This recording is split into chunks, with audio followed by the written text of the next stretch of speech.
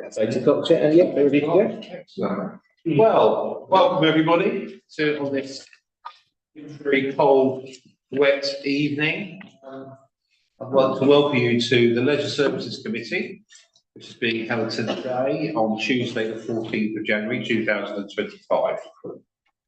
Woodley Town Council meetings are recorded, with recordings being streamed live and stored on the Town Council's YouTube channel, and by virtue of attending those meetings you do consent to having your image and your audio recorded for this purpose. And if you do not wish your image and audio to be recorded, then please do not stay for the meeting. For those in attendance, we're not expecting a fire drill tonight, so if you hit the fire alarm, please head to the nearest fire exit, congregate at the fire assembly point by the Oakwood Centre at the front of the park. And I'm glad to see that we have fire signs and also our fire evacuation plans up at the wall, which is really nice to see. So thank you for that, Council. Excellent. So we'll start with item 1 on the agenda, which is for apologies. Yes, we have apologies for absence from councillors Gilder, Jewell and Lewis. Thank you. That's all well. Okay, I'll go on to item 2 then, which is declarations of interest. See, we've all read the agenda and the items. I'm going to declare an interest in the fact that I'm a member of the gym club, because I want to say something about that during the course of discussion. So I think I ought to just declare my interest. So you're a gym member, right? Yes. Okay. You want to know that, and if we feel there's any conflict, I'll let you know. Okay. Right then, so we will then go on to item 3, which is the minutes of the meeting that were held on the 19th of November 2024. And we are to approve those minutes. Those minutes having been circulated at the full council agenda on the 3rd of December also. Does any councillor have any comments before we put this to a vote? Okay, all those in favour, please raise their hands. All those against? All those abstaining? Those minutes have been approved. Thank you very much. I will therefore take item 4, which is actions and follow-ups, as on page 3. Yes, obviously we've updated the actions in there from the last meeting. A number of items take place and there's some on there. Does anyone have any specific questions on any of those actions? The updates were added for the agenda issue, so they're all up to date.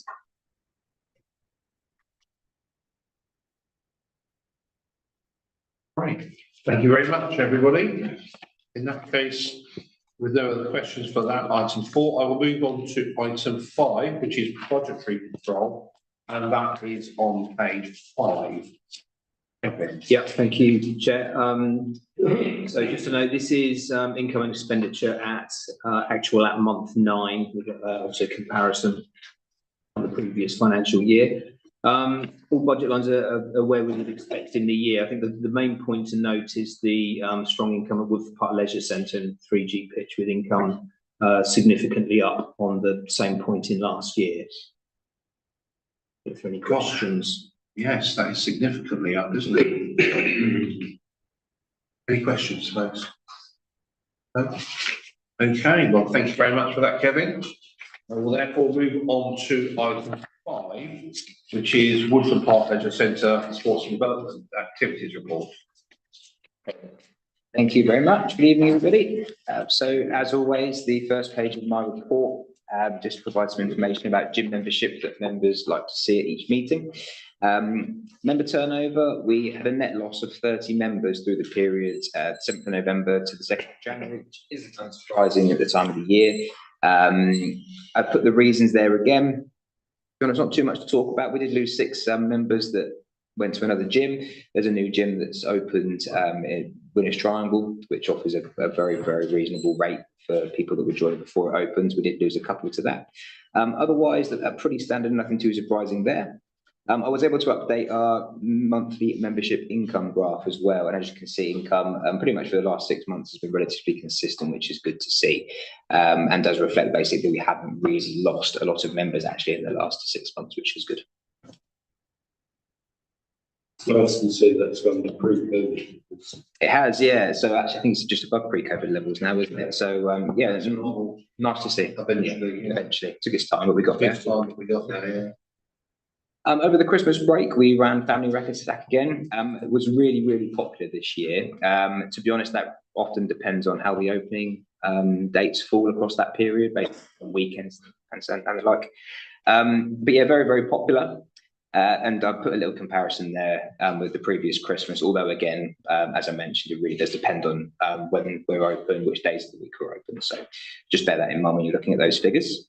But 534 individual visits was really nice, and it does keep the centre busy through what otherwise would be a very, very quiet period. So, yeah, let's see. We ran a community Christmas tree competition through December, which, to be honest, was just a little bit of fun. I did mention it in our November meeting. Members were basically invited to bring their own bauble from home to put on what was originally a naked Christmas tree. We had over 30 members take part, and the mayor visited us on the 23rd of December, so the very last day we were open, to pick her favourite. She did pick a couple, and then we announced the winners via Facebook and website and things like that. We awarded the winning member a 1 month free gym membership. If you did want to see a couple of the pictures, they are on the website as well. Just a little note there about the Wildlife Trust visiting us again throughout January. They're visiting us on 4 dates, but they do keep changing, so I haven't put the dates in there for this meeting. But it's always nice to see them, and in January they tend to get a lot of interest, actually. People tend to stop and talk to them a bit more for some reason, so it's good that they keep coming back. We were finally able to carry out our repairs on the 3G pitch goals, so we've now finished our work out there repairing both of the dividing curtains and all 8 of the goal nets as well, so everything out there is now looking pretty fresh. I've just made a little note in there saying that we're going to monitor the condition of those nets closely, because in particular the bigger nets do get damaged quite quickly, only through usage, nothing malicious, but of course if we're replacing them every month there is a significant cost to that, so I tend to only try and do that once a year if I can, and we are still looking for ways to try and kind of preserve those nets, but actually it's almost impossible just because of how heavily used they are. They only recycle. No, so Just a wild thought, you know. yeah. A little note about our flexi class program. So we introduced 2 new flexi classes as part of a winter timetable. They were voted for by members. Strength and conditioning was one of those classes that has been introduced on a Wednesday evening, and something called kettle flow yoga, which I hadn't heard of before. But the instructor that teaches one of these classes came forward and said she'd just done a course in it. So we thought, why not let members vote and say they want to do it. The members chose to do it, and it's been really well attended. It's a mixture basically of yoga and a kettlebell class. Quite strange to watch, but yeah, it's been full every week since we've launched it, so really good. And my very last point here is just about member capacity, and this is really just for information purposes, actually. Every year in January since COVID, we've run a membership offer to try and increase membership and basically get members back up to pre-COVID levels. And as we mentioned earlier, that's now happened. We reached a peak in November of 780 members. It's the highest it's ever been since we opened the gym. And whilst that was really good, what it did result in is very long waiting lists for classes, some unhappy members, and basically we were too busy. We'd kind of gone over our peak, I would say. So for this reason, I didn't put a promotion in place for January. I didn't basically want to tip it even further. The membership has dropped by about 30 members since that point, and it's settled down a little bit, but even now, since we've come back after Christmas, all of our daytime classes have been full with waiting lists, albeit 2 or 3 people rather than 5, 6, 7. And I've just made a little note at the end there that says that should membership levels then drop throughout the year again to 700, where we feel like we can take more, we can react and put promotions on for events such as Woodley Carnival or other things to try and kind of top that back up as we go through the year. And in my head, my aim would always be to try and kind of keep that number around 750, which does seem to be the kind of the sensible number. Fantastic. I think if there was ever a good story, I mean, you know, the racket attack, I mean, the increase there is tremendous. And when you look at the gym as well, I mean, obviously these things are extremely popular. Yes. And, you know, as we look forward to, you know, making those investments in, you know, new sports facilities in the future, I mean, that's a really good story to support that. So well done anyway, Ed. Thank you. Any other comments from you? Yes, Mike. Yeah, thank you, Chairman. Can I ask through you, Chairman, to Ed? Obviously, I have an interest because I'm a member.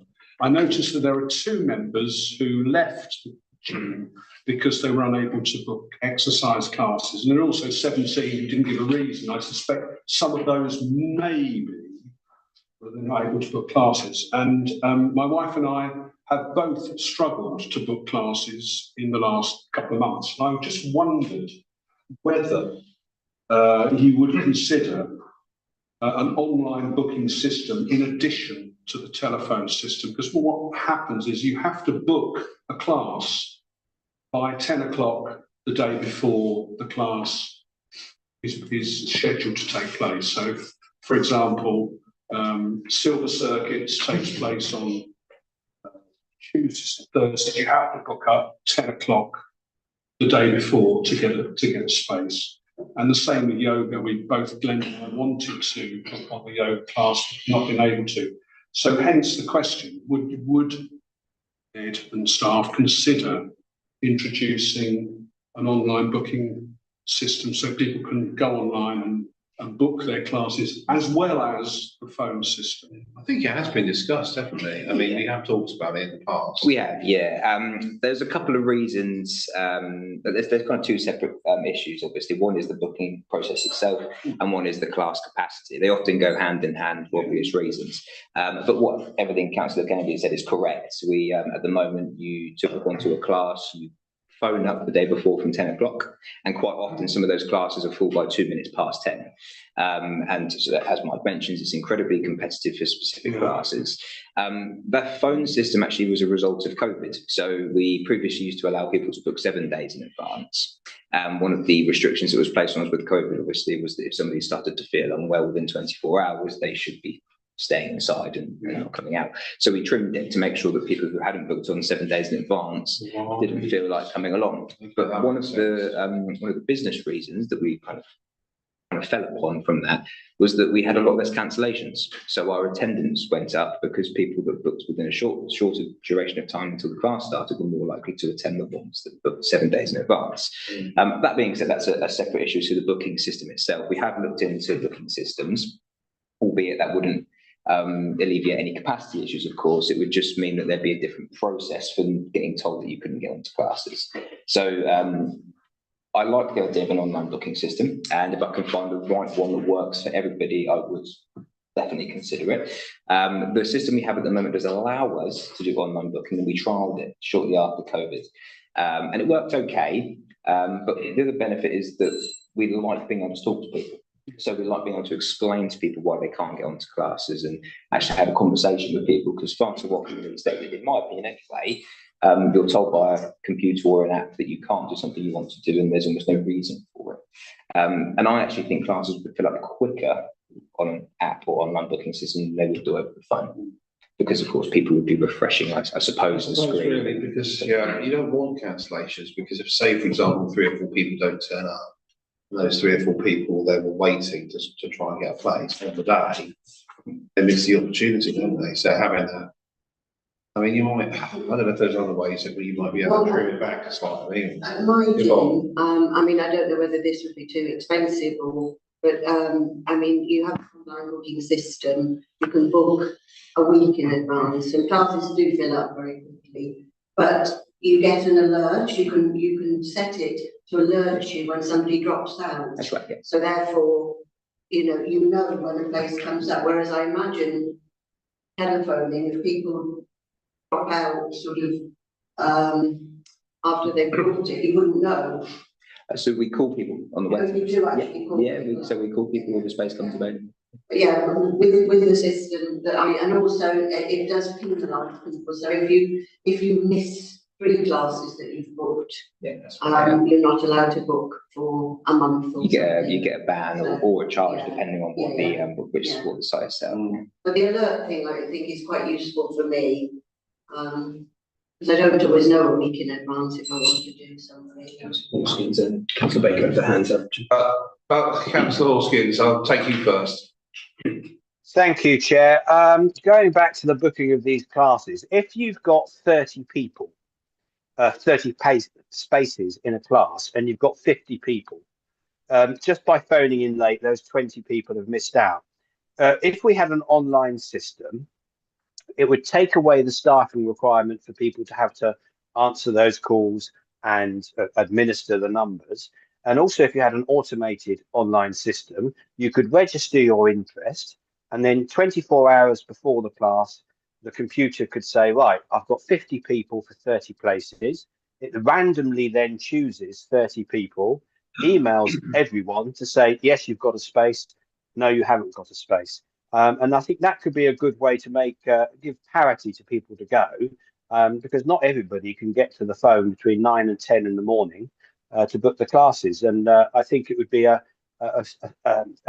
suggestion that could be looked at maybe if we're going to be looking at ways of making this more fairer, I suppose. Thank you. Thank you, Robert. Keith? Thank you, Chair. I was going to comment on the online thing, but as Ed pointed out, doing things online, there's no pressure, so you can just not bother to turn up because these are, I believe, free because they've come part of the membership, and you can end up with, 5 or 6 empty spaces because people just didn't bother to turn up. But the real reason why I put my hand up actually is a very quick question to Ed. Is do you think 750 is the glass ceiling for our gym without expanding with additional staff to do the training, additional space? Is that a glass ceiling that we're not, that we should aim to sort of recognise? I think it depends a little bit on the membership base at the time, but I would say anywhere between 750 and 780, based on the experience over the last few months, would be the capacity. Yeah. We're always looking for space to put in extra sessions to try and kind of satisfy people and add in more classes. Staffing isn't really the issue; it's space. So we physically are full as a building. We've got bookings pretty much all the way through from 9 in the morning until 10 o'clock at night.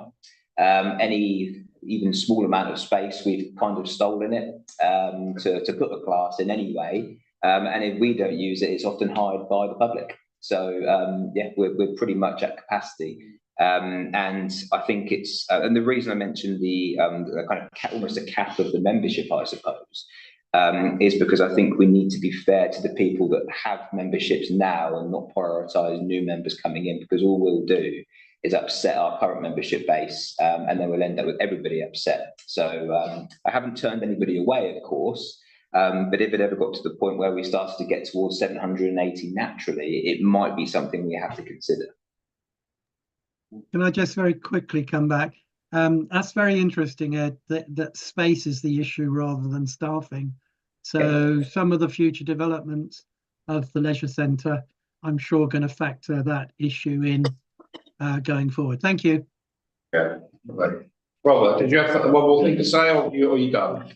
Yeah, just a question. Ed, do you utilise the Coronation Hall and or rooms in the Oakwood Centre for any classes, because they could be a natural overspill that could be used?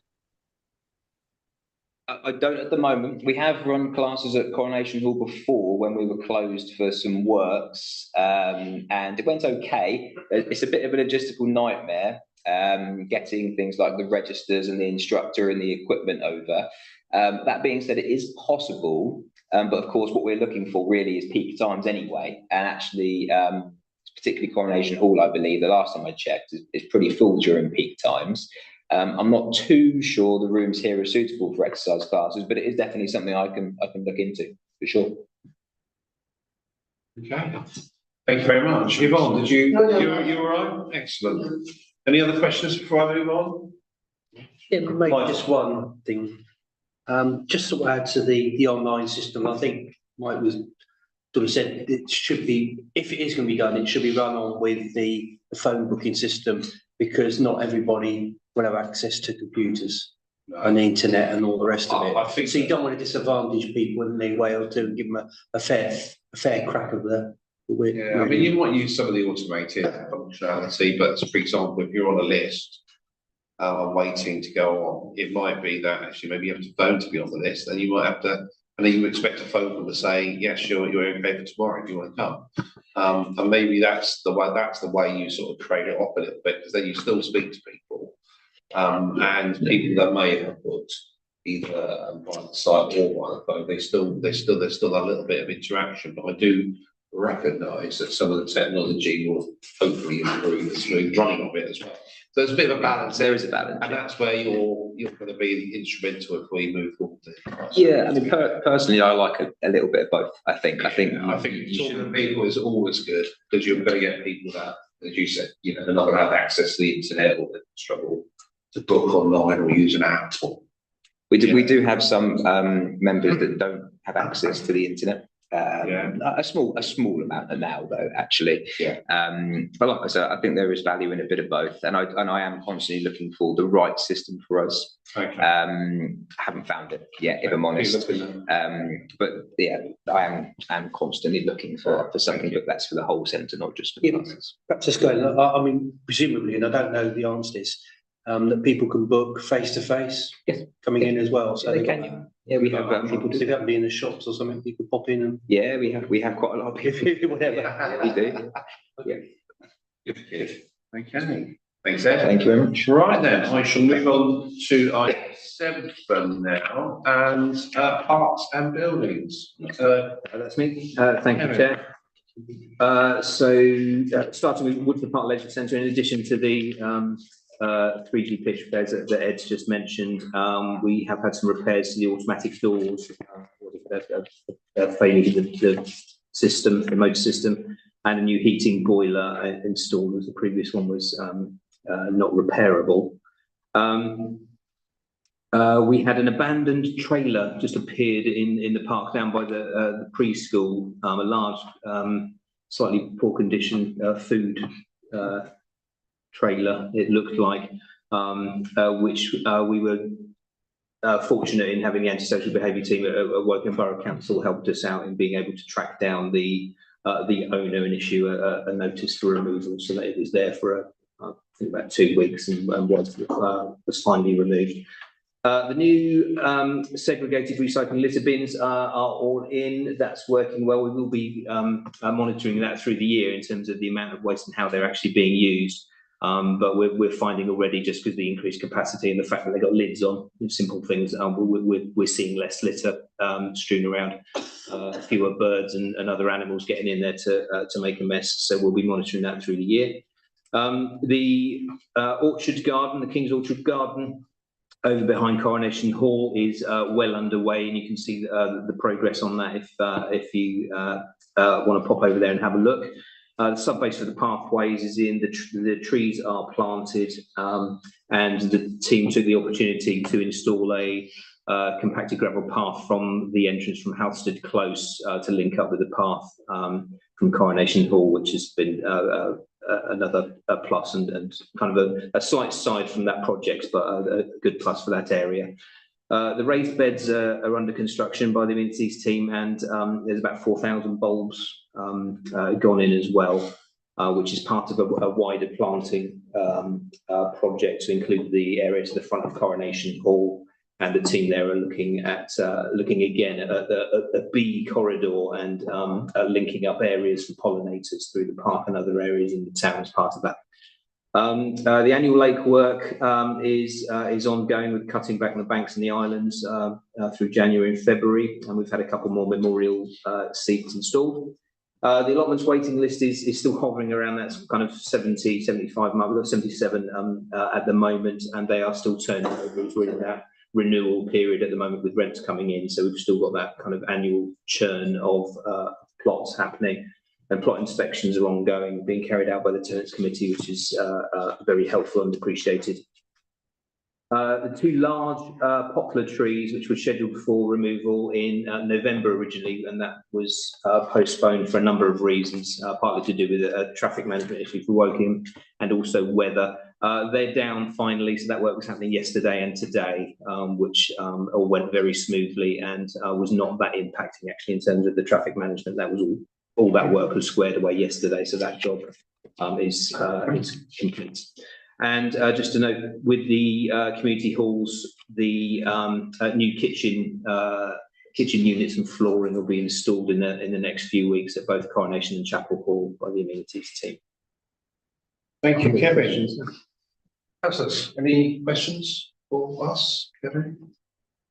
No, all good? Excellent, then I shall move on to item 8 then, which are charges for 25-26 financial year. On page 9, Kevin. Thanks, yes. So charges for activities at the centre, sorry, this is the report on page 9, have been considered in comparison with charges by other providers locally in order to continue to provide affordable and value for money services. Those charges are all set out in the budget appendix that you have there.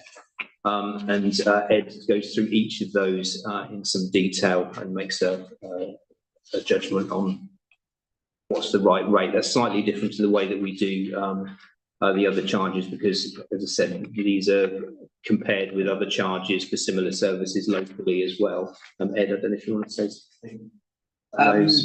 I mean, my charges in particular, they do look a little bit different as well. As Kevin mentioned, I do comparisons with other leisure sites around the area, particularly for the sports hire charges. So you will notice there's nothing particularly drastic in there. They're all pretty mild. I have frozen a couple of them, mainly based on the prices of our competitors. But obviously, if anybody has any questions, they're more than welcome to ask. And some of those comparisons with some of those sites are noted in the correct rows. Just bear in mind that each individual site has a different membership structure and therefore a different pricing structure. So even though the prices are as comparable as I can get, they are not necessarily for the exact same activity at the exact same time of day, at the exact same time of the week. So. And so just going back to the charges there for the community halls, the charges there have had an increase applied of 2.7%, which is the RPI figure for September 2024, which is consistent with historically what we've done with the allotment site as well, just to recognise that the costs go up, but also to keep those charges value for money and affordable. Councillors, any question? Michael? Just a point of clarification, if I can, Chairman. I didn't see any increase in gym membership. Is that? No change to gym membership costs. Thank you. You understand why I declared an interest. Can you make sure that Mike gets a 10% increase Okay, thank you very much. Baker, Councillor Baker, yeah, same question. Thank you, Chair. Not for this budget setting round, but I think it would be helpful for the next process of budget setting for 26-27 if we could get a breakdown where we've got, so for instance, take the community halls, we've got standard rate, non-Woodley rate, discount rate. It would be helpful, I think, for all of us just to understand what percentage of those 3 different rates are carried out. So in other words, are 50% of them charity discount or 80% non-Woodley or whatever? Not for this round, but for next year. Yeah, that's a good point. That could be done, Kevin? Yeah.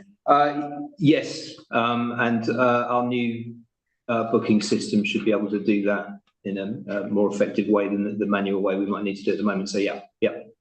Thank you. Good suggestion. Because it's always helpful to see who's benefiting the most. Okay, any further questions? I think, do we have to? Yes, yes, we do. Okay, so you will have the chance to look at the charges for 25-26. Can I have all those in favour of those charges, please? You raise your hands. 5-4. Those against? None against? Any abstentions? Well, the thing is, because when we go for, is it Woodley resident or non-Woodley resident? I think if we keep it slightly different, mean the price difference is okay, not that much. It's the same £9 and 23, 24, and if we see here the £15, and the difference is like £4, approximately £4.50. So that looks better. Extra, I think we need to not charge, instead of charging extra these £4.50, we can slightly increase like £2 or £2.50 or something. This means then if we go for better flexible price and but not that much increase, so we can get more capacity and we can get more business. Yeah, I think it's a good point, because that's also sort of lends to what Keith was saying a little bit, because if you know what the percentage split is between the various rates, then you can be a little bit more considerate about the increases that you apply to maybe some groups who are hiring it quite a lot. Do you see what I mean? So instead of making the £4 increase, like you said, you would be able to then judge it and say, actually, for that particular group, let's either keep it the same or make a smaller increase.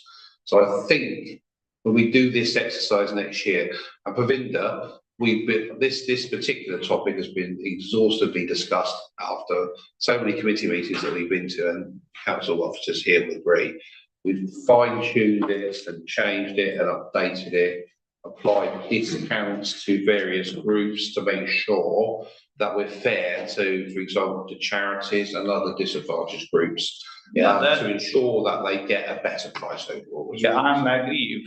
If it's anything is with the charity, or if it's anything is a special needs any charity they are doing, then we can cooperate with them, or we can give them that's the Kevin's got just a quick. Sorry, just a quick thing for some context there as well. So in addition to the set rates, which includes a charity rate for the halls, for example, the council also does have an approved scheme of delegation which enables officers to discount up to a maximum of 20% for bookings that meet certain criteria. So because they're long-term block bookings, and they're just good things to run, and they're perhaps minimal input from our side to do those things. So where it's economical for us to do them and works for those hirers, there is an additional discount available. Yeah, there is. Yeah, and I forgot about that actually. Yeah, so all of these things, they used to be done. A lot of it used to be done ad hoc, but we've tried, I think, over the last years anyway, at least regularize it a little bit so we know how it's all working. So thank you, Pravinda. I appreciate those comments. Right, I then will move on then to item 9, which is revised budgets for 24-25 on page 10. Kevin. Thank you. So this is the revised budget estimates for 24-25 on page 10. So overall, income is expected to be £680,944, which is £93,714 higher than the original budget. That's due to increased income from the sports hall, gym, 3G pitch, and the community halls. Expenditure in the year expected to be 837,663, which is 17,309 higher than the original budget. This includes a number of unexpected essential repair works, so some of those that I mentioned, such as the doors and the powered doors at the depot also. And just to note that just shy of £28,000 of that expenditure was actually funded from dedicated earmarked reserves set up for specific projects. So the net expenditure across leisure is expected to be 156,719. So that figure is 76,405 lower than the original budgeted net expenditure. So the cost of running those services for 2024-25. Obviously, there's a breakdown of all of those budget lines in the budget appendix that you have there, where you can see those cost codes broken down by cost centre. Questions there? Okay, a lot to take in. Hopefully you've all had a chance to have a little look through it, like I did today. But not as much detail as Kevin and the officers here. Has anyone got any specific questions for you today? Obviously, just note, of course, that doesn't preclude you asking a question after this meeting if you want some point of clarification as well. Any questions before I go on to? Yes. Okay, in that case, I'd like to vote on the revised estimates for 24-25. Can I have a show of hands, please, to accept that? 6-4. Those against?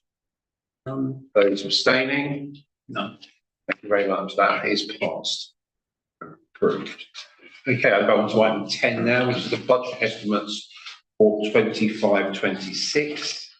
Page 11, Kevin. Thank you, Chair. So page 11, excuse me. So again, the detail across each budget line is shown in the budget appendix. And these estimates have been considered in detail by the appropriate service managers. We go through every line in that and take into account expenditure in the previous year, what we're expecting in the following year, and any anticipated changes to that income and expenditure. What you'll see there is income in 25-26 is anticipated at 694,866, which is 13,000, just shy of 14,000 above the revised estimate figure for this year.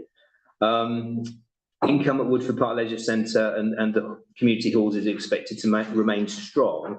But as we mentioned earlier on, we're kind of reaching capacity with the space available at Woodford Park Leisure Centre, particularly, and that's why that there's relatively limited scope for that to go much higher. But Ed's done incredibly well in keeping that maintained, and that doesn't do itself. It's about those new activities and things that are always coming online and keeping things interesting to keep customers coming.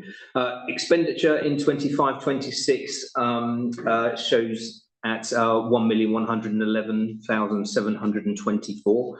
That is a significant amount over the revised estimate figure for 24-25, and part of that is due to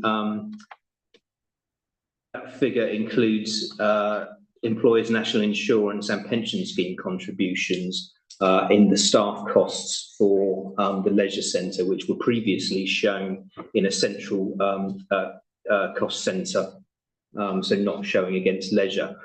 What that does is gives us a better picture of what the actual cost of running the centre is and those activities. And we've done that across the board so that we can more clearly reflect the actual staff costs against services, rather than kind of being a little bit lost in terms of presentation of where they're coming from. That's going to be really important in going forward in this year and the following years in terms of investment and the council's decisions on investment in the centre, and actually having a really good handle on what things are actually costing, where that money goes.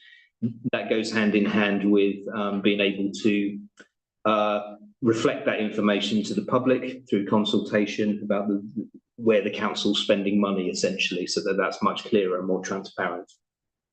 Some other staff costs have also been reapportioned. So, for example, admin officer costs, where there's a significant amount of admin for community halls. So again, it's just a more realistic figure of the actual cost of operating those facilities. I'd just like to say, before I ask anyone for questions, this is the first year that there will be a significant change in the way that we present the costs and costs, income and expenditure, for the cost certainly for these leisure service activities. As to clarify what Kevin has said, normally it was all taken centrally, And so those costs were just not seen in the correct proportions to the services that were being delivered through leisure services. And so there was always this question about, well, how much did it really cost us? So we could never really get a good handle on how much it did cost us. And so a tremendous amount of work has been done by officers, Kevin, particularly, and Matthew, in order for us to be able to break those costs out and change the way that we do the costs. And in future years, that will be the same, so that we can start to understand the true cost of these things and how best to manage them. So I think that's the main thing here. It's a bit of a step change. It does affect other budgets for other committees as well, but I think it's a very positive change that's happening, actually, so that we can be a bit clearer on that. I'm going to take a question first online from Robert. Robert's questions. Yes, thanks, Darren. Now, I'm not sure if I'm in the right piece because I'm whizzing up and down on my little tablet here. But Okay. are we charging enough money for the memorial benches and the trees? Because income is considerably lower than the expenditure. And when will we be at saturation point for those benches? Thank you. It's a good question. Yeah, so the price of the seats was increased. It's not technically a purchase cost for the seat. It's a donation, and then the council purchases a seat and associated costs with that. So concrete base, etc., and then we carry on with the maintenance. So the charge for those did go up. It depends slightly as well on how many you order in one go, because there's a delivery charge. So it is slightly variable and it doesn't always quite match. In terms of the saturation point, is quite interesting. We are at a point where we have to be more careful and selective about where those seats go. There's only one of the old style seats remaining in the park, but we can put seats elsewhere. The Woodford Park's much more popular than the other open spaces that we've got. And each time we get an application, the amenities manager has a walk around with that person to look at, a potential spot and make sure that it's somewhere that's not inappropriate or going to interfere or will cause any other issues. But you're right, the more we've got, the more that is an issue without just having endless lines of benches. But there are still some locations where we can put more in. Michael. Thank you, Chairman. Can I support what you said about the allocation of central admin costs to the correct service committee? I think that's an excellent change, and one I certainly support. I'm assuming we're going to see a corresponding reduction in strategy resources, yes.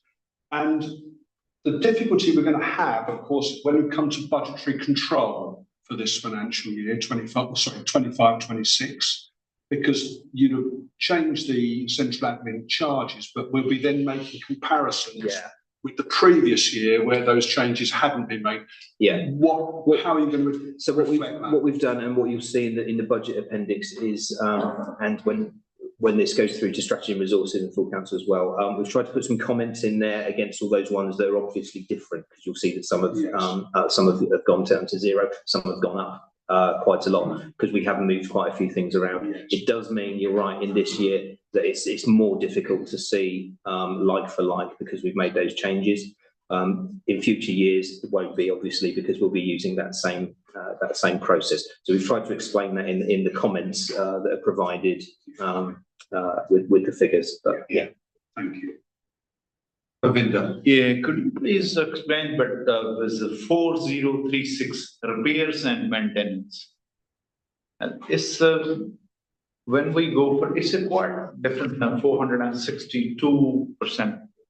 It's a difference in revised estimate in 25, 25 and 26, 24, 25. So why this is a big difference? There is any, like, you have any big plan or something to replace something that's a bigger, or? That's on page 9 under the depot cost centre. So page 9 of your it's 401 depot, and it's the 4,036, which is repairs and rentals. Right, yes. So there were costs in this year which were repair costs for the large shutter doors and things. So there was some unexpected expenditure in there in this year. And in next year, we've changed the way that we're servicing vehicles because it was no longer appropriate for us to do some of those things in-house. So there are some increased costs there. In forecast in 25-26. So what do you do with vehicles? You bring someone coming in here Yes, for you? yeah. I go see there's some sort of insurance or Yeah, ability. and we've got more situation. We've got more kit and different kit than we Different have, kit, so, yeah, exactly. The requirements are different. Thank you, Ravindra.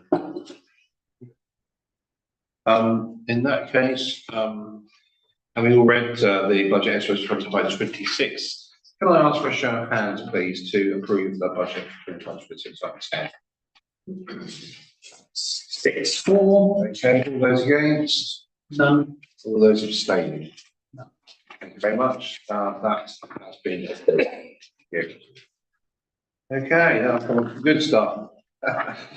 Item 11, youth grant applications. And so for those of you who haven't actually read through, we've got a couple of things here to consider at this committee.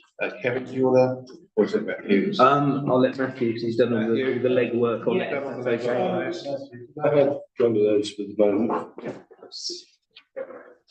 So yes, so these are 2 youth grant applications that have come in under the youth grant scheme. That was set up utilising the 2023-24 youth service budget, if you recall, the year before last.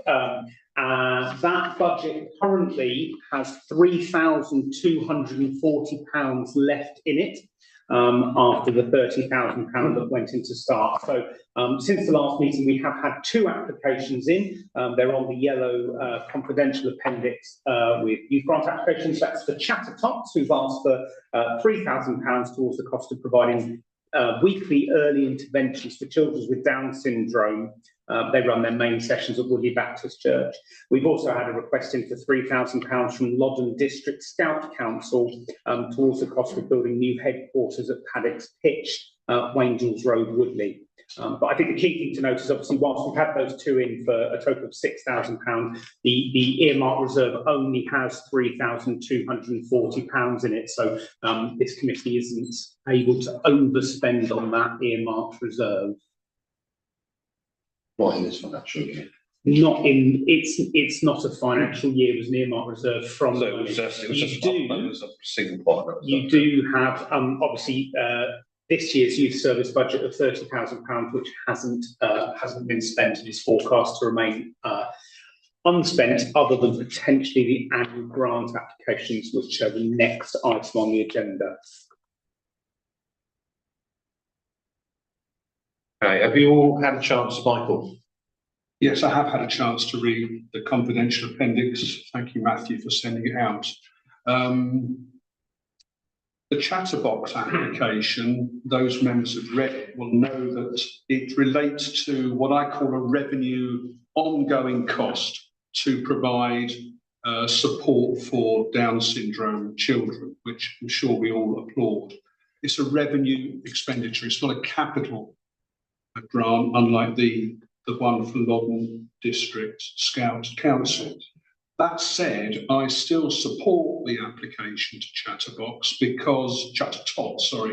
because without this ongoing funding, we simply wouldn't have the support that these children desperately need. So I'm going to just nail my colours to the mast and say I support both applications, and if there is any way we can via from underspending somewhere to support these 2 very worthy causes, that would be brilliant. Yeah, it's just a point of clarification. Sorry, Matthew, you said that this year's budget is likely to remain unspent. Is that because we won't have got the youth services up and running that we're planning in the... That is right, yes. So following the work, obviously, of the Youth Support Service Working Group and the plans to move forward with that, I think we can't see the youth service being procured until sometime during the next financial year. Right. Obviously, if that money that we have set aside this year doesn't get spent within this year, it falls back into the pot, so will remain unspent. So yes, at the moment the forecast on that would be that remains unspent. You'll have seen in the budgets that you've just approved in the revised estimates that there was the revised estimate suggested that it might include the approval of these annual grant applications, but that was based on obviously the information we had at that time. That can obviously be amended if that changes here now. Okay. Mr. Chairman, Yes, David. looking forward to the next item on the agenda is what was passed over by the planning review. With the three grants to ARC First days and first days. Now, my understanding was that we would apply to leisure services for the unspent 24-25 budget, which I understood was still at £30,000. That being the case, can I make a suggestion that as the chatterbox is for a very good cause for the Down syndrome, that also be added to the next item on the agenda and come under the youth services budget or the London District Scout Council, one or the other, both fit into the next item on the agenda. So you would be making one payment out of the grant application of 3,000 and added £3,000 to the youth. Yeah, I mean, I'm amenable to that suggestion. I'm also thinking to myself, is this just a timing issue?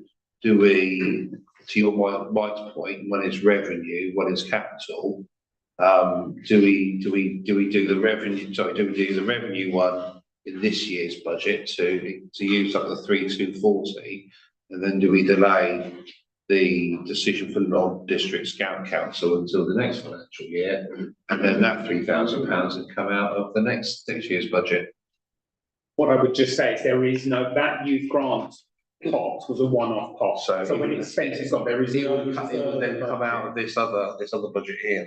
If at this point we said no to either of those applications, they would then have to apply under a different grant that we have. So whether that's next year's annual grant applications or whether it's one of our smaller community grant pots, that would be their avenue. But we don't have any other grant funding pots available to them next year necessarily. Right, okay.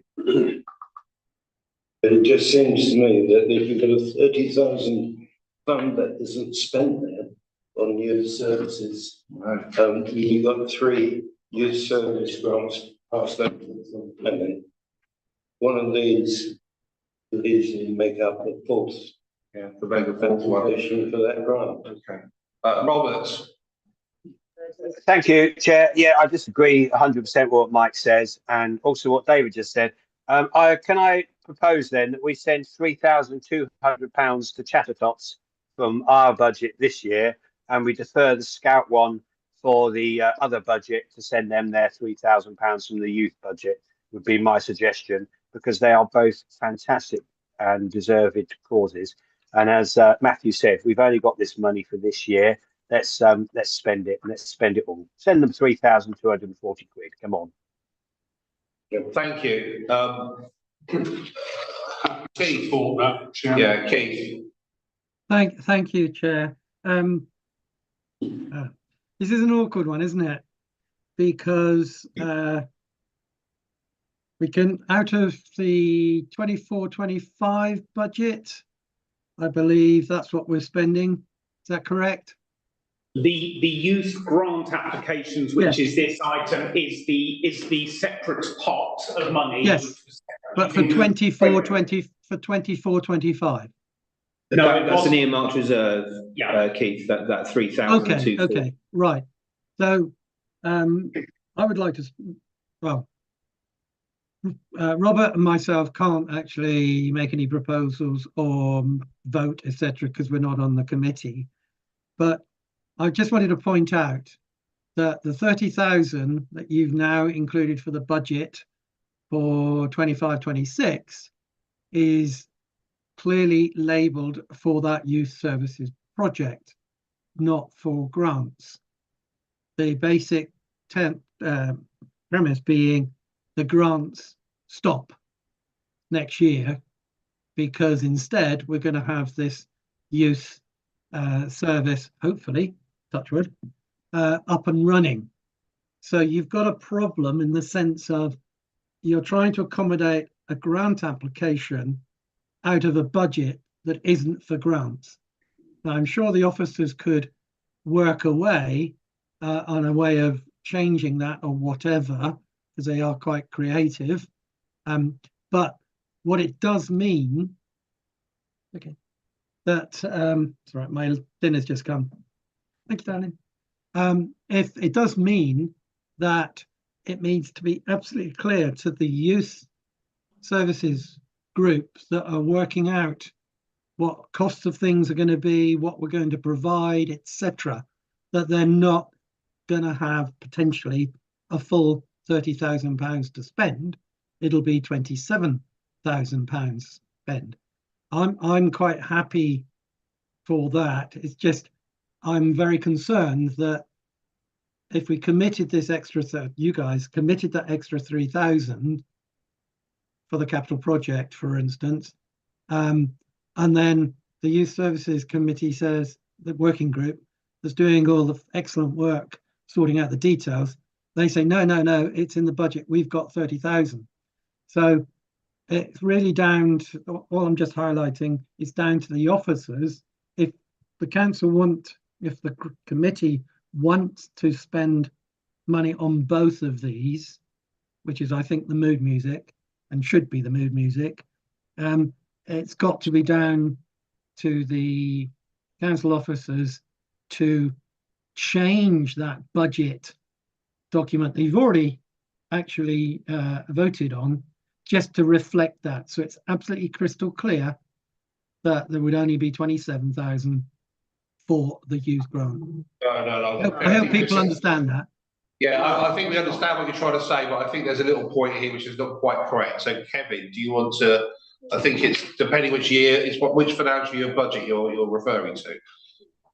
So yeah, we've got funds unspent in the 24-25 youth service budget, which is this year, which is that 30,000 pot, which is referred to in the next agenda item in relation to those grants, not next year. Not next year's. Can I just ask a quick question of Kevin from Tagar? Is it permissible for this committee to spend this youth service budget to fund either of those or the remainder of those if they were? In that case, just to clarify what you could be looking at as an option for the committee, if you essentially bundle those together as 5 applications that you've received with a cost of £18,900, you have £3,240 within your youth grant pot that you could use to fund £3,240 of that. And then the remainder would come out of the unspent £30,000 from the 24-25 budget. Yes, 25 budget. Your grant pot will be spent, so that youth grant is now closed and done. You would spend some of that budget for this year, and your budget for next year will be. That's how I understood it. Yeah. Okay. All right. Well, I think that's fine in that case. In that case, I'd like to propose we do that then. So we take the 3,240 from the 23-24 budget.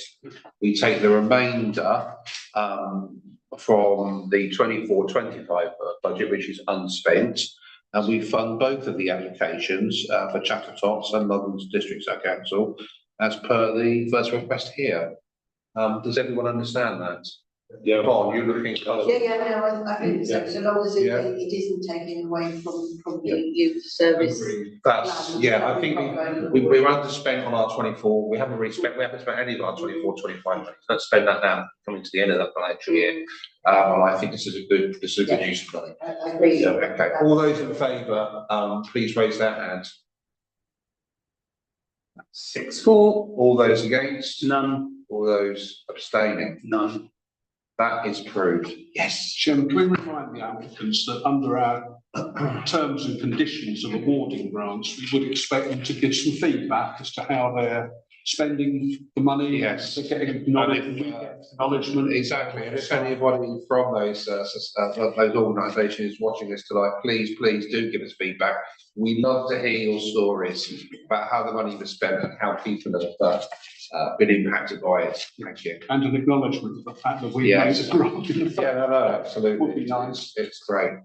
Okay then, in that case, I will move on to the next agenda item, which is number 12, which is to consider 3 annual grant applications that have been passed by the Planning and Community Committee for us to consider to use our unspent 24-25 youth services grant. So we've already taken some monies from that for the previous one. Now you've all had the opportunity to see those ARC, First Aid Children's Charity and Home Start working. If you've had a read through, does anyone have any questions about any of these grants? We can take them one at a time, but sometimes it's good just to ask the question first. Fully support all 3. Okay. In that case, can I ask that we approve them? Can I ask for a show of hands, please? 6. Those against? Those abstaining? That is approved. Thank you very much. Excellent. I'll move on to item 13 now, which is Friends of Woodford Park update. Who spoke to me? Was it you, Matthew? Yeah, I spoke to David, and as he said in his report, obviously the time of year they do their last activities in November. They provided a report from November, so they haven't really had any activities. I know I see David talking about during winter as well, but basically there's no formal report to bring in because of the timing and the time of year. Robert. Yeah, just to say, although I am 220 miles away, and occasionally I do miss an email, David and I do keep in regular contact via email or WhatsApp. And he did communicate with me a couple of weeks ago to say that he wasn't putting a report in for those reasons that Matthew's given. And I've been back in contact with him. I've also reminded David that although I'm not actually now a member of this committee, I will be attending as a councillor, so I can still chip in my 2 pennies and act as a link between the council and the Friends of Woodford Park. Okay, thank you. We appreciate that very much. Thank you. What I would like to say is actually I'd be very interested to hear any input that he has from local residents about the impact of the new bins, for example. I know that's been some discussion, hasn't it, over the last year or so. And it would be interesting to see if you could just ask him particularly about the bins, if he would have any feedback, could we have it, please? Good. Then I will take item 14, which is future agenda items. Evan, thank you. Anything? Not from our side. No, Yvonne? Can I just harking back here to the actions and follow-ups from previous meetings, but with the play equipment at Weagle Park, there is a progress update here, which says it will be presented to future strategy and resources committee meeting. Is there a possibility that we can have an update here at this? Yes, it will come back here to update as well, because obviously it's kind of straddling both committees at the moment. Yeah. I've been speaking with the Estates Officer of Reading Borough Council, who is trying to sort something out with the lease stuff. I believe what she told me before Christmas, they were actually having some staffing difficulties, which is why they couldn't do it running up to Christmas. They're trying to look at that now with a view to being able to draft up a new lease and tell us if that's the way forward. Thank you. Thank you for that. Okay, then I'll move on to item 15, then, which is publicity and websites. Any suggestions?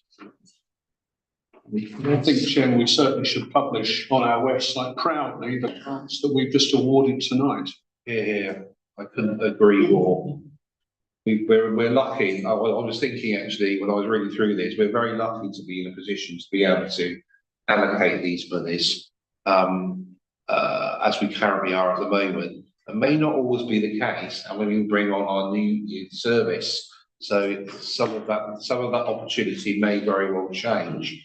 But it's great while that is still being worked on, that we have this opportunity to make the grants that we have approved tonight. So, yeah, thrilled. We should advertise it definitely. Okay, Keith, did you have anything you wanted to add as we close? Just a quickie really for Kevin and Matthew. Something that you said, that the youth grant pot is closed now.